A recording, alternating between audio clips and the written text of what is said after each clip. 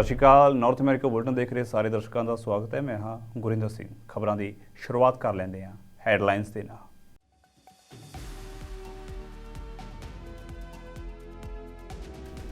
ਅਮਰੀਕੀ ਰਾਸ਼ਟਰਪਤੀ ਜੋ ਬਾਈਡਨ ਦੀਆਂ ਵਧੀਆਂ ਮੁਸ਼ਕਲਾਂ, ਬੇਟਾ ਹੰਟਰ ਬਾਈਡਨ ਟੈਕਸ ਚੋਰੀ ਅਤੇ ਹਥਿਆਰ ਸੰਬੰਧੀ ਅਪਰਾਧ ਵਿੱਚ ਦੋਸ਼ੀ ਕਰਾਰ।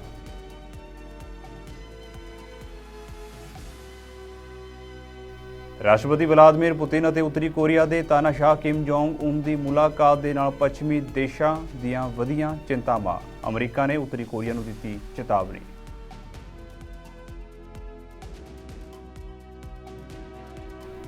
ਐਮਰਜੈਂਸੀ ਲੋਨ ਮੋੜਨ ਦੀ ਮਿਆਦ ਵਿੱਚ ਫੈਡਰਲ ਸਰਕਾਰ ਨੇ ਕੀਤਾ ਵਾਧਾ। ਪ੍ਰਧਾਨ ਮੰਤਰੀ ਜਸਟਿਨ ਟਰੂਡੋ ਵੱਲੋਂ ਦਿੱਤੀ ਗਈ ਇਸ ਸੰਬੰਧੀ ਜਾਣਕਾਰੀ।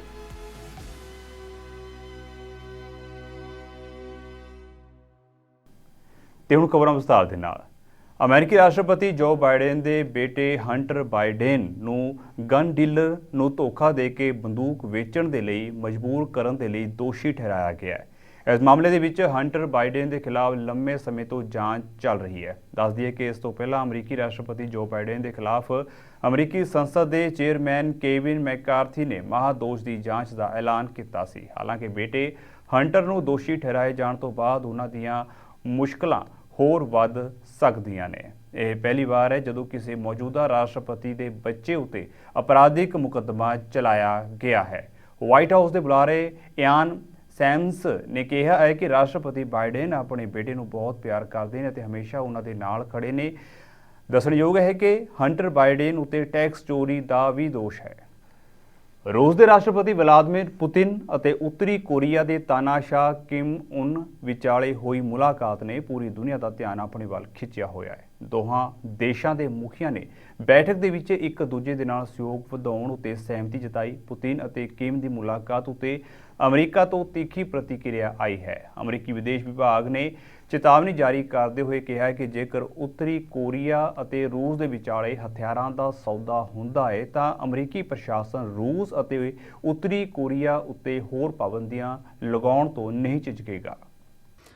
First of all, the United States today imposed sweeping sanctions on over 150 individuals and entities in connection with Russia's unlawful invasion of Ukraine.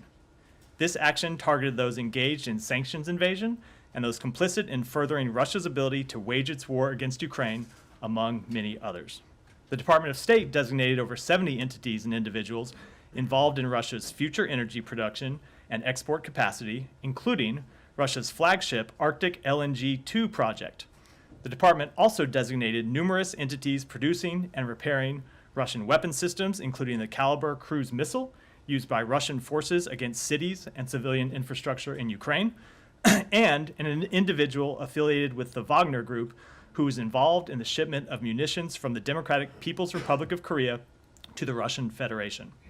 Concurrently, the Department of Treasury imposed nearly 100 sanctions on a wide range of targets, including Russian oligarchs, officials, entities that support Russia's war machine, and 2 additional banks. In addition to taking these sanctions against Russia today, we are also taking important steps to support Ukraine's recovery efforts. We are pleased to extend a warm welcome to Penny Pritzker, former Secretary of Commerce, who was named by President Biden as the special representative for Ukraine's economic recovery. As Secretary Blinken said when he visited Kyiv last week, we are committed to ensuring that Ukraine not only survives, but thrives. And Secretary Pritzker will work to ensure that is the case. We welcome Special Representative Pritzker to her new role and look forward to working with her. And finally, shifting to Moscow, I want to speak to the fact that today the Russian Ministry of Foreign Affairs informed Ambassador Lynn Tracy of the decision to declare 2 U.S. diplomats persona non grata. This unprovoked expulsion of our diplomatic personnel is wholly without merit, as is the case against a former Russian contractor of our embassy who was arrested for the supposedly nefarious task of performing such activities as providing our embassy with media clips. Yet again, Russia has chosen confrontation and escalation over constructive diplomatic engagement. It continues to harass employees of our embassy, just as it continues to intimidate its own citizens. We regret that Russia has taken this path, and you can certainly expect that we will respond appropriately to their actions. US auto worker union ਦੇ ਮੁਖੀ ਨੇ 3 ਪ੍ਰਮੁੱਖ ਡਿਟਰੋਇਟ ਕਾਰ ਕੰਪਨੀਆਂ ਦੇ ਖਿਲਾਫ ਹੜਤਾਲ ਕਰਨ ਦੀ ਯੋਜਨਾ ਦਾ ਐਲਾਨ ਕੀਤਾ ਹੈ। ਆਟੋ ਵਰਕਰਾਂ ਨੇ ਆਪਣੀ ਯੂਨੀਅਨ ਅਤੇ ਦੇਸ਼ ਦੀਆਂ 3 ਪ੍ਰਮੁੱਖ ਆਟੋ ਨਿਰਮਾਤਾ ਕੰਪਨੀਆਂ ਦੇ ਵਿਚਕਾਰ ਇੱਕ ਨਵੇਂ ਸਮਝੌਤੇ ਉੱਤੇ ਸਹਿਮਤੀ ਨਾ ਬਣਨ ਤੋਂ ਬਾਅਦ ਇਹ ਫੈਸਲਾ ਲਿਆ। ਇਸ ਹੜਤਾਲ ਦੇ ਨਾਲ ਫੋਰਡ, ਜੀਪ ਰੈਂਗਲਰ ਅਤੇ ਸ਼ੈਵਰਲੇਟ ਪਿਕਅਪ ਟਰੱਕ ਦੇ ਨਾਲ ਹੋਰ ਪ੍ਰਸਿੱਧ ਮਾਡਲਾਂ ਦਾ ਉਤਪਾਦਨ ਵੀ ਬੰਦ ਹੋ ਜਾਵੇਗਾ। ਯੂਨੀਅਨ ਦੇ ਪ੍ਰਧਾਨ ਸ਼ੌਨ ਫੈਨ ਨੇ ਕਿਹਾ ਹੈ ਕਿ ਜੇਕਰ ਨਵੇਂ ਇਕਰਾਰਨਾਮੇ ਉੱਤੇ ਸਹਿਮਤੀ ਨਾ ਬਣ ਸਕੀ ਤਾਂ ਉਹ ਇਸ ਸੰਘਰਸ਼ ਨੂੰ ਹੋਰ ਤੇਜ਼ ਕਰਨਗੇ। We've been actively bargaining with Ford, General Motors, and Stellantis. For the first time in our union's history, we had all 3 companies bargaining right here at the Solidarity House, leading into the final hours of our strike deadline. We've been working hard trying to reach a deal for economic and social justice for our members. We have been firm. We are committed to winning an agreement with the Big 3 that reflects the incredible sacrifice and contributions UAW members have made to these companies. We've been open. The companies, the members, and the public know that what we've been fighting for. And we've been clear. Midnight on the evening of September 14th is a deadline. UAW family, that deadline is nearly here. Tonight, for the first time in our history, we will strike all 3 of the Big 3 at once. We are using a new strategy, the stand-up strike. We will call on select facilities, locals, or units to stand up and go on strike. Tonight we call on 3 units to stand up and go on strike at midnight if we do not reach a tentative agreement in the next 2 hours. We're calling on GM, Wentzville Assembly, Local 2250 in Region 4 to stand up and strike. We're calling on Stellantis, Toledo Assembly Complex, Local 12 in Region 2B to stand up and strike. And we're calling on Ford, Michigan Assembly Plant, Final Assembly and Paint only, Local 900 in Region 1A to stand up and strike. These 3 units are being called to stand up and walk out on strike at midnight tonight. US ਦੇ ਰਾਸ਼ਟਰਪਤੀ ਜੋ Biden ਨੇ Maryland ਦੇ ਵਿੱਚ ਇੱਕ community college ਵਿਖੇ ਸੰਬੋਧਨ ਕੀਤਾ। ਉਹਨਾਂ ਦਾ ਸੰਬੋਧਨ ਅਰਥ ਵਿਵਸਥਾ ਦੀ ਸਥਿਤੀ ਉੱਤੇ ਜ਼ੋਰ ਦੇਣ ਦਾ ਸੰਕੇਤ ਹੈ ਕਿਉਂਕਿ ਦੇਸ਼ ਦੇ ਵਿੱਚ 2024 ਦੇ ਵਿੱਚ ਰਾਸ਼ਟਰਪਤੀ ਦੀਆਂ ਚੋਣਾਂ ਹੋਣੀਆਂ ਨੇ। ਬਾਈਡਨ ਨੇ ਕਿਹਾ ਹੈ ਕਿ ਅਮਰੀਕੀ ਅਰਥ ਵਿਵਸਥਾ ਰਿਪਬਲਿਕਨ ਮੈਗਾਨੋਮਿਕਸ ਬਿਆਨਬਾਜ਼ੀ ਦੇ ਬਾਵਜੂਦ ਵਧੀਆ ਪ੍ਰਦਰਸ਼ਨ ਕਰ ਰਹੀ ਹੈ। ਇਸ ਦੇ ਨਾਲ ਹੀ ਬਾਈਡਨ ਨੇ ਵੱਡੀਆਂ ਕਾਰਪੋਰੇਸ਼ਨਾਂ ਦੇ ਲਈ ਨਿਰਪੱਖ ਟੈਕਸਾਂ ਨੂੰ ਘਟਾਉਣ ਬਾਰੇ ਵੀ ਚਰਚਾ ਕੀਤੀ। One that gives working people in this nation not only a fighting chance, they didn't do. You know, we had that trickle-down economy. Not a whole lot. I grew up in we weren't poor, but we had a 3-bedroom split-level house with 4 kids and a grandpop living with us. And I didn't see a whole lot trickle down on my dad's kitchen table. But, you know, everybody deserves a shot of building the lives they deserve for their families. And we've done that for the first time in a long time. We've climbed out of our great economic crisis. It's beginning to work for working people. This nation is very rich. And who have benefited the most has been the very rich, though, not everybody.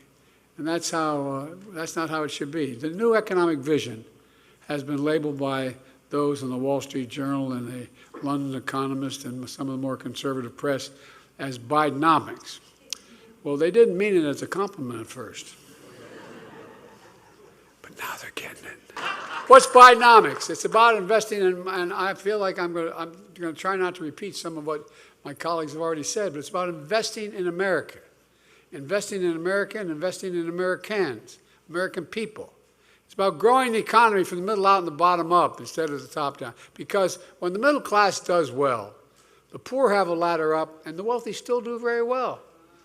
I'm a capitalist. If you guys go out here and you can make $1 billion, go get it. Just pay a little more in taxes.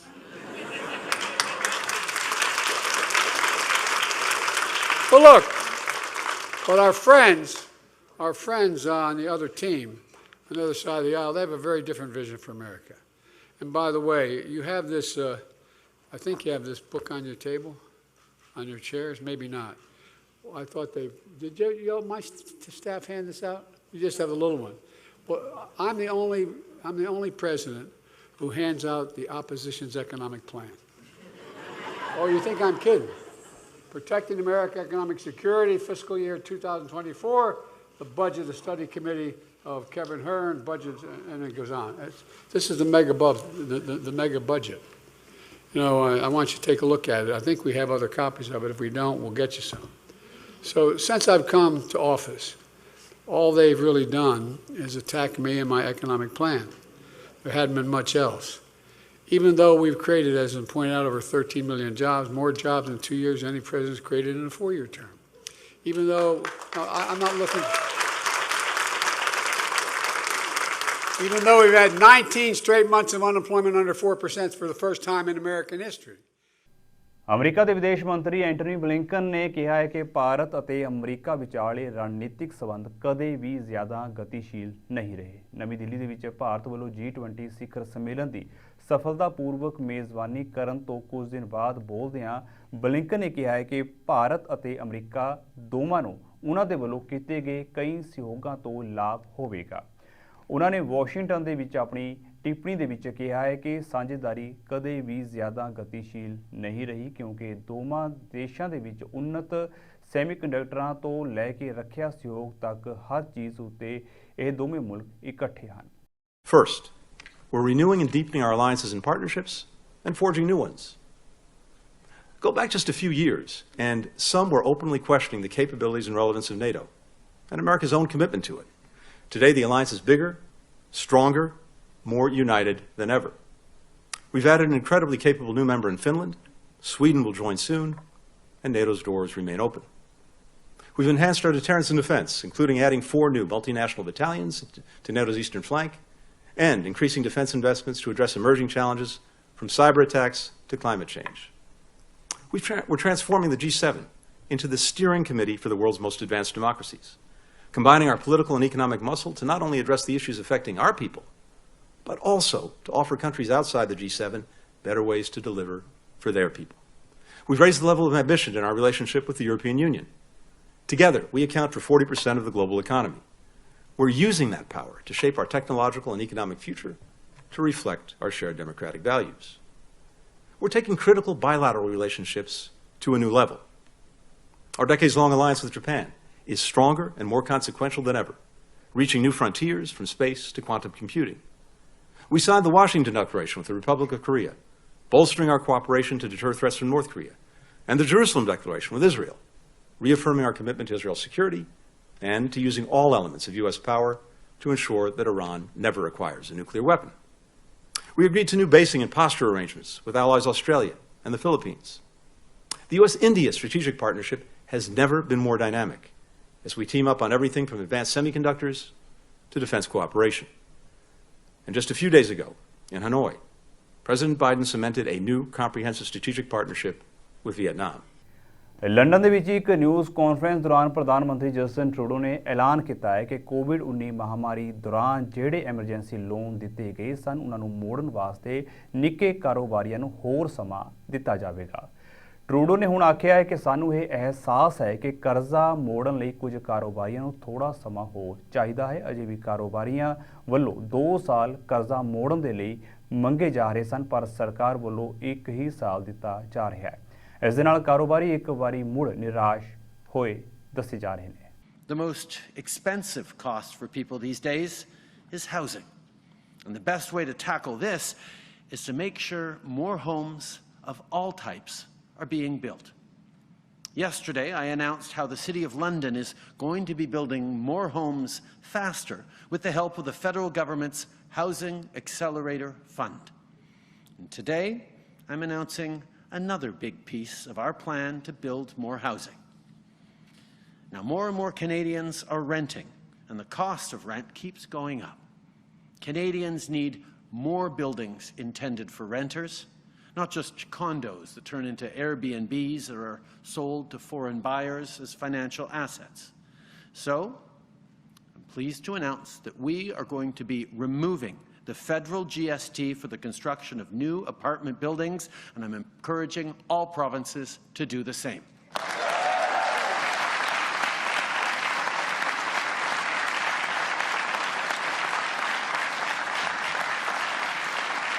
This plan is going to get more apartments built in big cities, in small towns, especially along transit lines, and they'll make sure that there are units with 2 or 3 or even more bedrooms, the kinds of places families can live and grow. Because all of us have to do more, as governments, as builders, as partners, while we create thriving communities. Minister Fraser is leading the federal government's efforts, but we're doing this as an entire team. MPs are a critical part of this work, and we will all be relentless in our efforts and use every tool in our toolbox to meet this generational challenge. Every community across Canada needs to build more homes faster so we can lower the cost of housing for everyone. It's not okay that our biggest grocery stores are making record profits while Canadians are struggling to put food on the table. So Minister Champagne will be calling on the heads of large grocers to come to Ottawa with a plan to address the rising cost of food. And we expect to hear from them by Thanksgiving on what their plan is to stabilize prices. Conservative party ਦੇ ਨੇਤਾ peer Poilievre ਨੇ ਸੋਮਵਾਰ ਨੂੰ ਸੰਸਦ ਦੇ session ਦੀ ਸ਼ੁਰੂਆਤ ਹੋਣ ਉੱਤੇ ਹਾਊਸ ਆਫ ਕਾਮਨਸ ਦੇ ਵਿੱਚ ਹਾਊਸਿੰਗ ਅਫੋਰਡੇਬਿਲਟੀ ਐਕਟ ਪੇਸ਼ ਕਰਨ ਦੀ ਆਪਣੀ ਯੋਜਨਾ ਦਾ ਐਲਾਨ ਕੀਤਾ। ਪੋਲੀਵਰ ਦਾ ਕਹਿਣਾ ਹੈ ਕਿ ਹਾਊਸਿੰਗ ਅਫੋਰਡੇਬਿਲਟੀ ਐਕਟ ਰਾਹੀਂ ਸੂਬੇ ਦੇ ਵਿੱਚ ਚੱਲ ਰਹੀ ਹਾਊਸਿੰਗ ਦੀ ਸਮੱਸਿਆ ਹੱਲ ਹੋਵੇਗੀ ਅਤੇ ਲੋਕਾਂ ਨੂੰ ਆਸਾਨੀ ਦੇ ਨਾਲ ਰਹਿਣ ਲਈ ਘਰ ਮਿਲ ਸਕਣਗੇ। ਨਾਲ ਹੀ ਪੋਲੀਵਰ ਨੇ ਹਾਊਸਿੰਗ ਸੰਕਟ ਲਈ ਪ੍ਰਧਾਨ ਮੰਤਰੀ ਜਸਟਿਨ ਟਰੂਡੋ ਨੂੰ ਜ਼ਿੰਮੇਵਾਰ ਵੀ ਠਹਿਰਾਇਆ। Today I announce that this Monday I will introduce in the House of Commons the Building Homes Not Bureaucracy Act.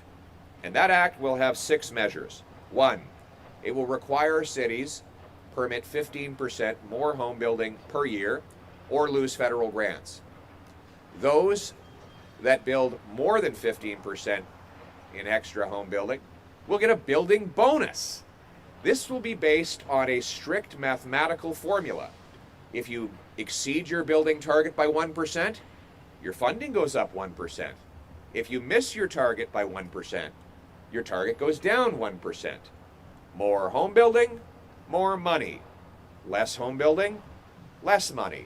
It will be a highly predictable mathematical formula that cities will be able to follow however they like.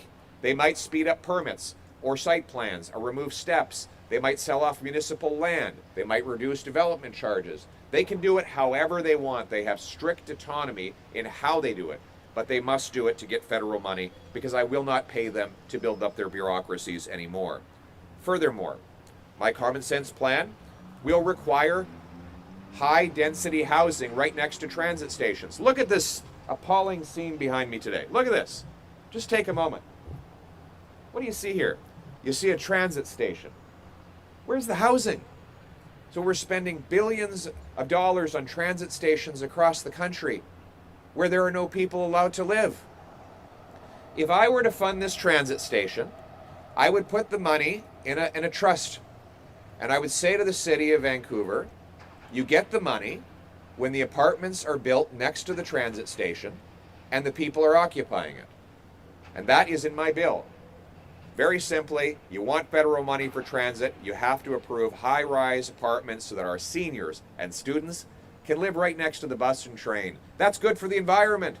Folks can jump on transit powered by hydroelectricity instead of having to drive a car. Furthermore, folks who are of lower income don't even have to own a car if they can live next to transit. That's what helped me through university. My dad had an apartment next to Heritage Station in Calgary, so I could hop on the train and head all the way to university. Fourth, my Building Homes and Not Bureaucracy Act will bring in a NIMBYism penalty. Province ਦੇ ਵੱਲੋਂ peel ਖੇਤਰ ਦੇ ਵਿੱਚ ਸਿਹਤ ਅਤੇ ਸਮਾਜਿਕ ਸੇਵਾਵਾਂ ਕੇਂਦਰ ਬਣਾਉਣ ਦੇ ਲਈ $25 ਮਿਲੀਅਨ ਦਾ ਨਿਵੇਸ਼ ਕੀਤਾ ਜਾਵੇਗਾ। ਬਰੈਂਪਟਨ ਦੇ ਵਿੱਚ ਇੱਕ ਨਿਊਜ਼ ਕਾਨਫਰੰਸ ਦੌਰਾਨ ओंटारियो की सेहत मंत्री सिल्विया जोन्स के वलों यह ऐलान किया गया।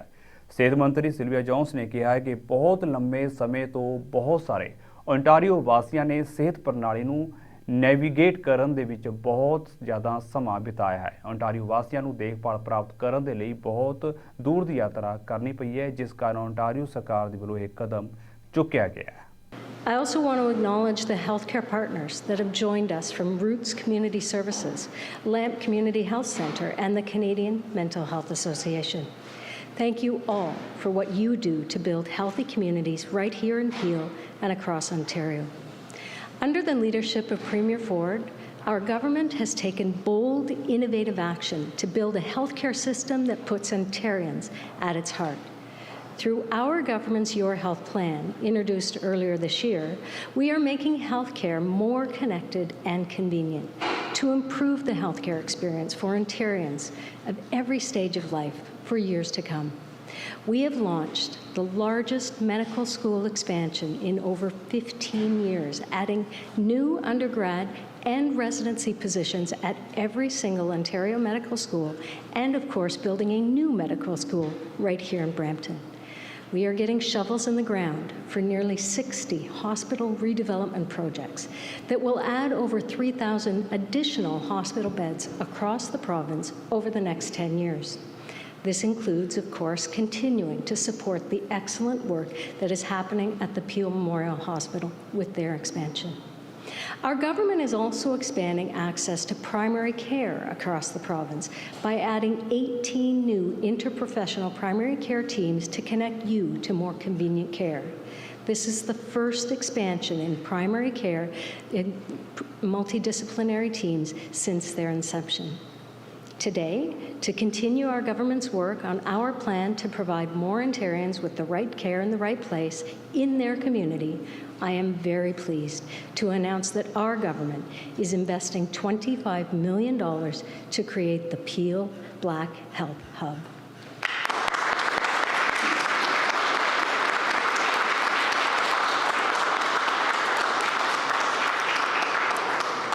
This new hub opening next year will be a full-service location for Black individuals and families in the region to conveniently connect to healthcare and social services in one place close to home.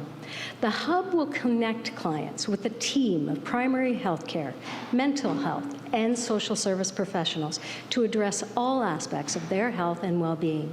Healthcare services provided at the hub will include maternal and infant health, chronic disease prevention and management. Canada ਦੇ ਸੂਬੇ British Columbia ਦੇ ਵਿੱਚ ਨਫ਼ਰਤੀ ਅਪਰਾਧ ਦੇ ਇੱਕ ਸਪਸ਼ਟ ਮਾਮਲੇ ਦੇ ਵਿੱਚ ਇੱਕ ਸਿੱਖ ਵਿਦਿਆਰਥੀ ਉੱਤੇ ਇੱਕ ਹੋਰ ਨੌਜਵਾਨ ਦੇ ਨਾਲ ਝਗੜੇ ਤੋਂ ਬਾਅਦ ਹਮਲਾ ਕੀਤਾ ਗਿਆ। ਹਾਈ ਸਕੂਲ ਦੇ 17 ਸਾਲਾ ਵਿਦਿਆਰਥੀ ਉੱਤੇ ਹਮਲਾ ਹੋਇਆ।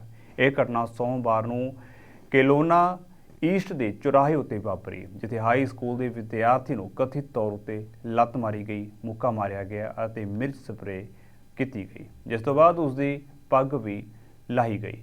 ਬ੍ਰਿਟਿਸ਼ ਕੋਲੰਬੀਆ ਦੀ WSO ਦੀ ਉਪ ਪ੍ਰਧਾਨ ਗੁਣਤਾਸ ਕੌਰ ਦੇ ਹਵਾਲੇ ਨਾਲ ਖਬਰ ਦੇ ਵਿੱਚ ਕਿਹਾ ਗਿਆ ਹੈ ਕਿ ਕੇਲੋਨਾ ਦੇ ਵਿੱਚ ਵਿਦਿਆਰਥੀ ਉੱਤੇ ਸੋਮਵਾਰ ਨੂੰ ਹੋਇਆ ਹਮਲਾ ਅਸਵੀਕਾਰਯੋਗ ਹੈ। ਇਸ ਸਾਲ ਸ਼ਹਿਰ ਦੇ ਵਿੱਚ ਜਨਤਕ ਵਾਹਨ ਦੇ ਵਿੱਚ ਕਿਸੇ ਸਿੱਖ ਨੌਜਵਾਨ ਉੱਤੇ ਹਿੰਸਾ ਦੀ ਇਹ ਦੂਜੀ ਘਟਨਾ ਹੈ। ਇਸ ਤੋਂ ਪਹਿਲਾਂ ਮਾਰਚ ਦੇ ਵਿੱਚ ਬ੍ਰਿਟਿਸ਼ ਕੋਲੰਬੀਆ ਸੂਬੇ ਦੇ ਵਿੱਚ ਭਾਰਤ ਦੇ ਇੱਕ ਸਿੱਖ ਵਿਦਿਆਰਥੀ ਗਗਨਦੀਪ ਸਿੰਘ ਉੱਤੇ ਅਣਪਛਾਤੇ ਲੋਕਾਂ ਦੇ ਇੱਕ ਸਮੂਹ ਨੇ ਹਮਲਾ ਕੀਤਾ ਸੀ। ਬੱਚਾ ਨਵਾਂ ਆ, ਆਪਣੇ ਇੰਡੀਆ ਤੋਂ ਆਇਆ ਤੇ ਨਵਾਂ ਸਟੂਡੈਂਟ ਆ, 11ਵੀਂ 'ਚ ਪੜ੍ਹਦਾ ਆ ਤੇ ਉਹ ਸਕੂਲ ਤੋਂ ਬਾਅਦ 'ਚ ਘਰ ਨੂੰ ਜਾਣਾ ਸੀ। ਉਹਨੇ ਫਿਰ ਸਿਟੀ ਬੱਸ ਦੇ ਉੱਪਰ ਜਿਹੜਾ DC ਟ੍ਰਾਂਜ਼ਿਟ ਆ ਉਹਦੇ ਉੱਪਰ ਚੜ੍ਹਨ ਲੱਗਾ ਸੀ ਤੇ ਪਹਿਲਾਂ ਉਹਨੂੰ ਬੱਸ ਤੋਂ ਚੜ੍ਹਨ ਤੋਂ ਪਹਿਲਾਂ ਤੰਗ ਕਰਨ ਲੱਗੇ ਗੋਰੇ, ਹਰਾਸ ਕਰਦੇ ਸੀ, ਪੁਸ਼ ਕਰਦੇ ਸੀ, ਬਣ ਨਹੀਂ ਦਿੰਦੇ ਸੀਗੇ। ਜਦੋਂ ਚਲੋ ਬੱਸ 'ਚ ਚੜ੍ਹ ਗਿਆ ਨਾਲ ਉਹਨਾਂ ਦੇ, ਫਿਰ ਬੱਸ ਦੇ ਵਿੱਚ ਫਿਰ ਉਹਨੂੰ ਛੇੜੀ ਜਾਂਦੇ ਸੀਗੇ ਤੇ ਫਿਰ ਉਹਦੇ ਮੁੱਕੇ ਮਾਰੇ, ਲੱਤਾਂ ਮਾਰੀਆਂ, ਪੱਗ ਦੇ ਵੀ ਉਹਨਾਂ ਨੇ ਉਹਦੇ ਲੱਤ ਮਾਰੀ ਤੇ ਜਦੋਂ ਕਿ ਥੋੜਾ ਏਦਾਂ ਹੋਇਆ ਕਫਾਕੋ ਜਿਹਾ, ਬੱਸ ਡਰਾਈਵਰ ਨੇ ਫਿਰ ਸਾਰਿਆਂ ਨੂੰ ਬੱਸ ਚੋਂ ਲਾਤਾ। ਜਿਹੜੇ ਆਪਣੇ 2 ਗੋਰੇ ਸੀਗੇ ਜਿਹੜੇ ਇਹਨੂੰ ਕੁੱਟਦੇ ਸੀਗੇ ਤੇ ਇਹਨੂੰ ਵੀ ਕੱਢਤਾ ਤੇ ਜਦੋਂ ਇਹਨੂੰ ਫਿਰ ਬੱਸ ਤੋਂ ਲਾਇਆ ਤੇ ਗੋਰਿਆਂ ਨੇ ਫਿਰ ਇਹਨੂੰ ਤੰਗ ਕਰਨ ਲੱਗੇ ਤੇ ਫਿਰ पेपर स्प्रे की थी, सारी बोतलें तो ऊपर इन्होंने फिनिश कर दी थी। जब 17 साल का लड़का बस से उतर गया, उसका छोटा भाई उसके साथ था और जो दूसरे बच्चे थे जिन्होंने उसको पीटा था, उन्होंने उस पर उसके आंखों में पेपर स्प्रे डाल दिया। वो पेपर स्प्रे उसके छोटे भाई के आंखों में भी चले गया। And the good thing was, thank God, there was a guy walking by. He stopped, ran, got water, and washed their faces off. ਹਾਂ ਅਸੀਂ ਵੀ ਫੈਮਿਲੀ ਨਾਲ ਅਗਰੀ ਕਰਦੇ ਹਾਂ, ਸਾਨੂੰ ਸਮਝ ਨਹੀਂ ਲੱਗਦੀ ਡਰਾਈਵਰ ਨੇ ਇਹ ਵਿਕਟਮ ਨੂੰ ਵੀ ਕੱਲ ਹੀ ਬੱਸ ਚੋਂ ਕੱਢਿਆ। ਜਿਹੜੇ ਗੋੜੇ ਕੱਟਦੇ ਸੀ ਚਲੋ ਉਹ ਤਾਂ ਮੰਨਿਆ ਇਹਨੂੰ ਬਾਹਰ ਕੱਢਿਆ ਆ, ਪਰ ਇਹਨੂੰ ਨਾ ਕੱਢਦੇ। ਹੁਣ ਡਰਾਈਵਰ ਵਾਲਿਆਂ ਨੇ ਵੀ ਸਟੇਟਮੈਂਟ ਕੱਢੀ ਅੱਜ ਉਹਨਾਂ ਦੀ ਯੂਨੀਅਨ ਹੈ, ਤੇ ਉਹ ਕਹਿੰਦੇ ਅਸੀਂ ਪਾਲਿਸੀ ਫੋਲੋ ਕਰਦੇ ਹਾਂ ਜੋ ਸਾਡੀ ਐਮਪਲੋਇਰ ਦੇ ਨਾਲ। एनवायरमेंट कैनेडा के वलों हरीकेन ली बारे अपडेट प्रदान करने के लिए एक सांझी न्यूज़ कॉन्फ्रेंस की गई। अधिकारियों का कहना है कि हरीकेन ली दे कैनेडा ईस्ट कोस्ट उत्ते लैंडफॉल होने के कारण शनिवार को एक शक्तिशाली पोस्ट ट्रॉपिकल तूफान बनने का खदशा है, जिस कारण पश्चिमी नोवा स्कोशिया ते दक्षिणी न्यू ब्रंसविक के वसनीकों को बिजली बंद होने ते हड़ां वर्गी स्थिति का सामना भी करना पै सकता है। Yeah, certainly the ground is saturated. We've had, just an extreme amount of rainfall over or most of Nova Scotia over the course of the summer, and this is certainly not going to help. Like I was just mentioning in French, most areas in central and eastern Nova Scotia are not going to get excessive amounts of rainfall. We could get some brief heavy downpours, but most of the heavier rain should be concentrated on western Nova Scotia. But again, they've had their share of rain there as well. So it's something that's going to have to be monitored very closely. A saving grace, though, is if you look at the precipitation maps that I showed earlier, it could be a lot worse if that track does move east. So that is something we'll be watching over the next day and a half. Yeah, it's fairly typical. The cone of uncertainty or the potential track area that we depict on our track map, that stays constant every hurricane season. It's updated based on errors involved with previous year storms. So the average error in position forecasting for the last 5 years, and then that is what's used to build the cone of uncertainty or the potential track area. So the cone that you see on the map doesn't grow or shrink depending on the uncertainty with the storm. There's been a lot of talk about Lee about the uncertainty in the track, but that's because there's been a lot of talk about Lee over the last 10 days, and we really have to wait and be patient and monitor how things evolve as the storm is approaching. Right now, the models are really coming into line with the scenario of the storm coming up and either going through western Nova Scotia or into the Bay of Fundy. So the weather models are really coming together on this now. ਸੋ ਫਿਲਹਾਲ ਦੇ ਲਈ north America news ਦੇ ਵਿੱਚ ਇੰਨਾ ਹੀ, ਤੇ ਹੁਣ ਮੈਨੂੰ ਇਜਾਜ਼ਤ ਦਿਓ। ਧੰਨਵਾਦ।